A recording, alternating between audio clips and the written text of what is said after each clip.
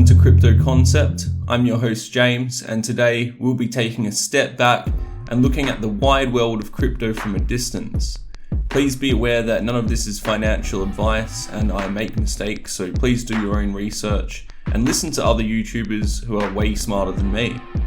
So I've put together this mind map to help get my head and your head around the cryptocurrencies and crypto related ventures in the space today. There are thousands of different cryptocurrency projects, and this is only a very select few, showing projects that I believe are unique and innovative that add their own value to the crypto space.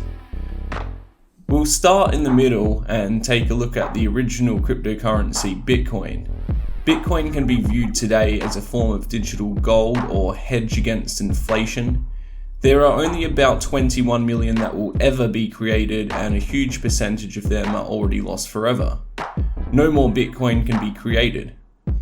The amount of Bitcoin that is mined is halved every 4 years whenever there is a presidential selection in the United States. It's basically a surveillance currency because every transaction is on a public ledger for anyone to see. Bitcoin was the first to market and has stood the test of time though. It is nearly fungible, and all Bitcoin units are equally valuable unless they've been inside the wallet of a naughty person, in which case the government may take your crypto. So the government thinks it has the authority to steal the crypto from you if it has been in the wallet of someone that they deem as a bad person. But luckily the blockchain makes it quite difficult for them to do that. Bitcoin is nearly decentralized. I say nearly because in order to profitably mine Bitcoin, you really need custom silicon chips manufactured in China to compete. These custom chips can cost a lot of money, which most individuals simply don't have. I first heard about Bitcoin in 2012 when it was around $1 or so, and heard about several months or so later it was about $50. And I went to purchase a few $100s worth, but I unfortunately couldn't find an exchange that accepted Australian dollars, so I just shrugged my shoulders and went about my day without purchasing any. Big mistake. I wish I had a time machine so I could go back in time and punch myself really hard in the face and hold myself hostage at knife point until I put all of my savings in Bitcoin, instead of spending on alcohol and other dumb shit like a university degree. Instead, I waited until the next bull run in 2018 and made about 10x or whatever and got out of the market before it dumped. It wasn't a life-changing amount of money, but it kept me interested. But I knew what was going on back then was a bit of a bubble. Not many places accepted Bitcoin, and it seemed unnecessary for most people to have any. Bitcoin was marketed as a currency, which was its intended purpose, but it doesn't seem to act like a very good currency for the vast majority of transactions. This bull run, I believe, will be different. People now see Bitcoin as a hedge against inflation as its primary use, not something you make everyday purchases with. The COVID-19 lockdowns and stimulus are robbing younger generations of their savings and robbing older generations of their retirement.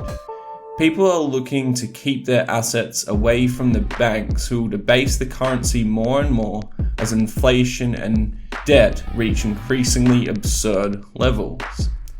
At this stage, Bitcoin is still the king of the crypto jungle, and it's still just a baby. It has a market cap of about $300 billion US.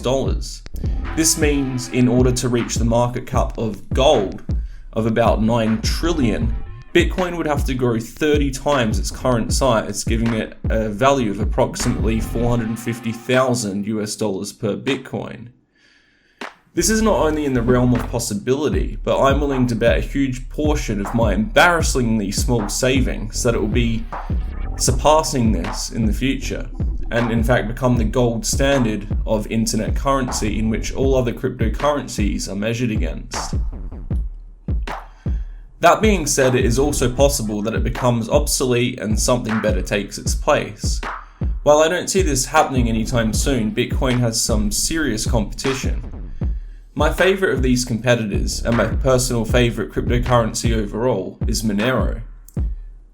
Monero acts as a digital gold or hedge against inflation due to its stable inflation rate of about 1% per year, which is indeed similar inflation to gold. There is no hard cap on the amount of Monero, which may prove to be a good long-term strategy for keeping strong incentives for individuals or entities who are acting as nodes for the Monero network or mining.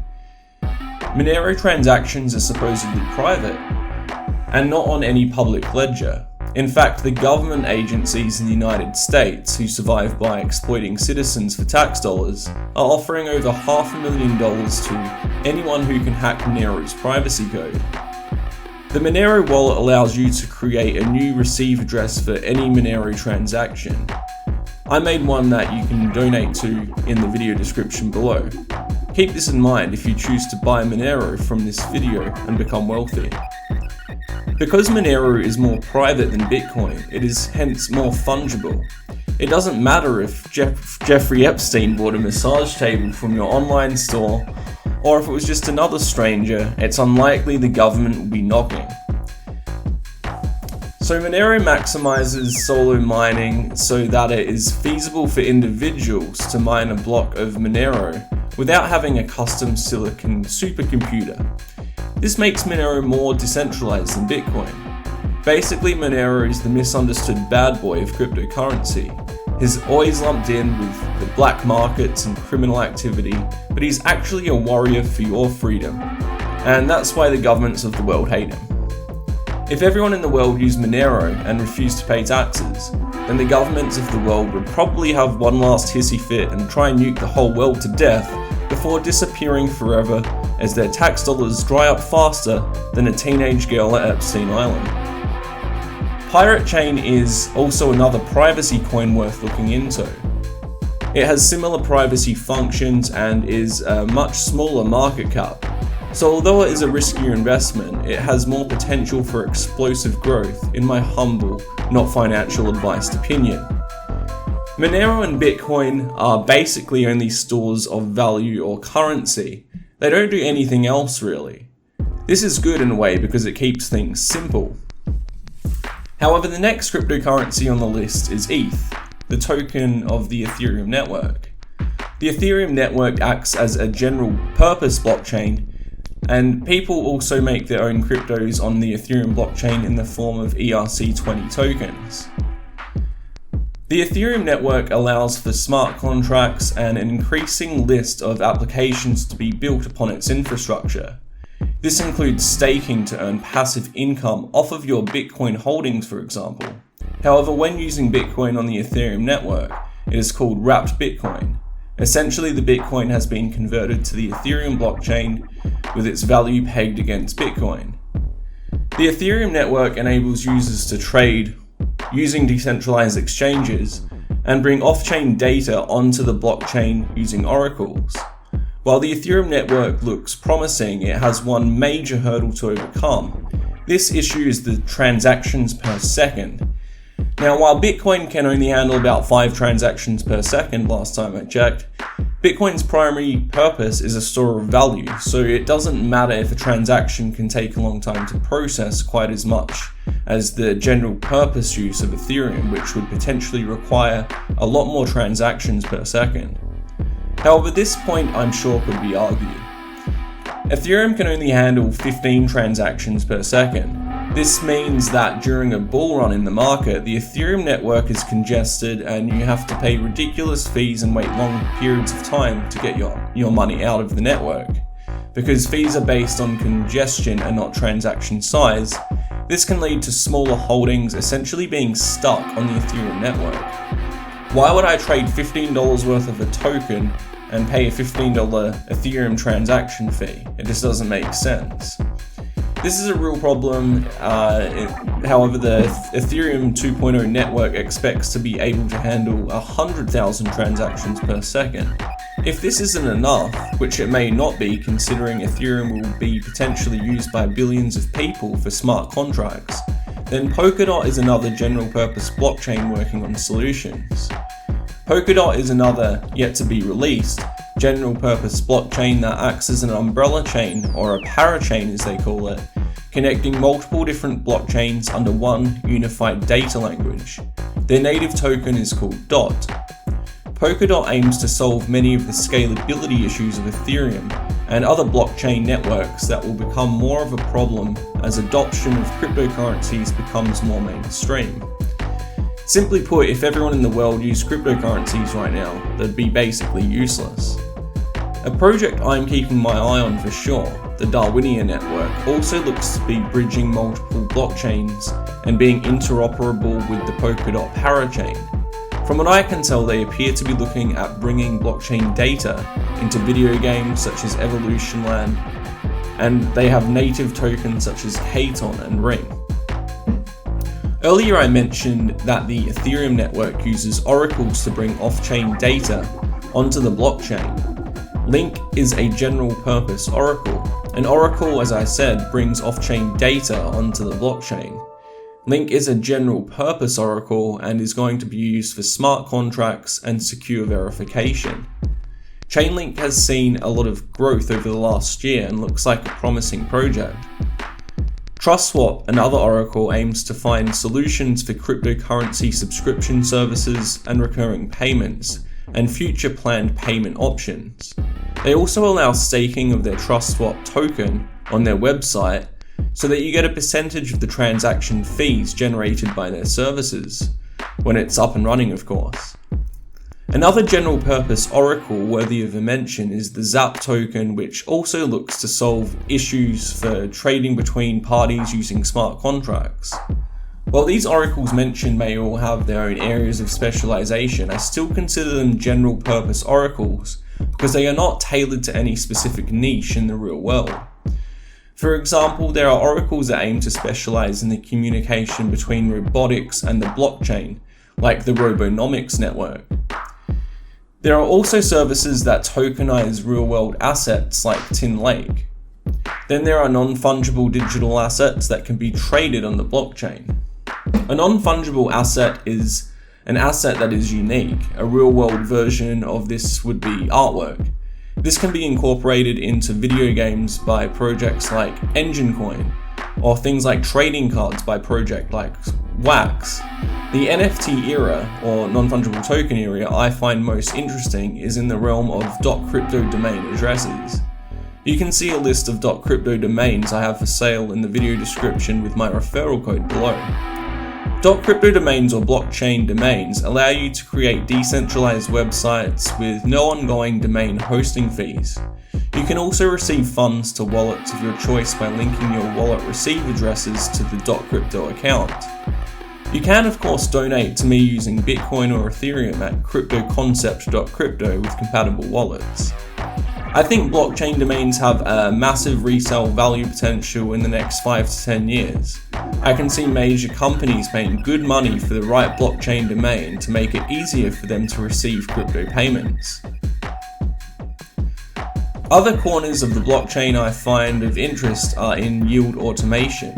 There are different forms of yield automation which I have categorized.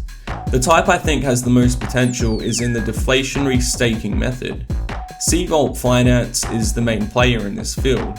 C-Vault, or Core, essentially creates an economic black hole of liquidity. Once you invest your Core token pairs with Ethereum or wrapped Bitcoin, you can never get the initial investment out, but you can make revenue off of the liquidity you have provided by receiving transaction fees and other yield automation features. I believe this is superior to inflationary staking because it will probably help reduce the bubbly nature of yield farming. In September of 2020, yield farming bubbles were everywhere and whales just invest in the hottest project at the time, generate more yield farming tokens before selling them off and crashing the market. However, Yearn Finance and Katon of the Darwinian network appear to have some long-term potential in my opinion. The Katon and Ring token pair when staked generates more Katon. I don't know if this is a good investment, but it sounds interesting. You can also stake tokens from DeFi exchanges like Uniswap. However, I think Bitgear token may have more potential for growth if the project fulfills its promises. The Bitgear token is a very low market cap, and the Bitgear IO platform seems to search the DeFi and CeFi platforms for the best possible prices. Bitgear can be staked and is burned when the platform is used and aims to be interoperable between the Ethereum and Polkadot networks. But like anything, do your own research. I've fallen victim to a scam or two in the past, so never take anyone on their word when it comes to crypto. Auto staking or auto mining is another interesting concept currently being experimented by the Time Miner token. Simply by holding the token in your wallet, you receive proportional holdings to the total circulating supply when new tokens are minted. Only one token is created every hour, so it has a fixed inflation rate of about 9,000 tokens per year. So while you may be receiving tokens by holding, in 10 years there'll be 10 times as many tokens, so keep this in mind when investing. Now, all of this is pretty complicated. It even confuses me after months of research, and I'm sure many experts are laughing at my attempts to explain it all. But this is why I find projects like Ferrum and Swipe to have future value. These are two projects that I think can make crypto more user-friendly. Swipe aims to make crypto credit cards and provide discounts for its token holders, essentially bringing crypto off of the internet and into the physical world for general purpose use. If it can harness mainstream adoption, then this project can be quite successful. However, the main flaws I see with Swipe, or SXP, is the inflation rates, and the amount of tokens needed to receive benefits, which will inhibit token price increase, if not addressed. Instead of having fixed amounts of tokens of fluctuating prices, I would suggest they allow people to buy any amount of SXP tokens and receive the relative discounts in a gradient, rather than having cutoff points. However, SXP is linked to Binance, the world's largest crypto exchange, so maybe they know what they're doing. The Ferrum network also appears to be addressing usability issues. On their website, they say, Ferrum is a complete DeFi ecosystem that interoperates across chains and breaks down barriers to mass adoption. Our interoperability protocol connects blockchains together, enabling the exchange of any digital asset for near zero network fees. Link-based swapping technology eliminates the complexity of wallet addresses and enables risk-free value transfers over any chat or social media application. A DeFi staking mechanism provides passive yields for thousands of supporters of dozens of projects, and our peer-to-peer fiat and crypto swap platform will revolutionize the exchange of fiat and cryptocurrencies through a trustless and secure environment. Admittedly, I need to do more research on this project to get my head around it, but I'm keeping an eye out for companies that address usability and is one of the main hurdles for mainstream adoption in my opinion. So anyway, I hope this video gave you some perspective on the macro scale cryptocurrencies and the crypto world in general. I'm sure I've made some mistakes, so please correct me below to add to the conversation. If you're still watching, hit the like button and subscribe, and of course bell. Also read the video description to see all the links and other crypto related stuff. I'll leave it at that for today, and I'll see you another day. And I don't have an outro catchphrase yet, so please give me an idea for one below.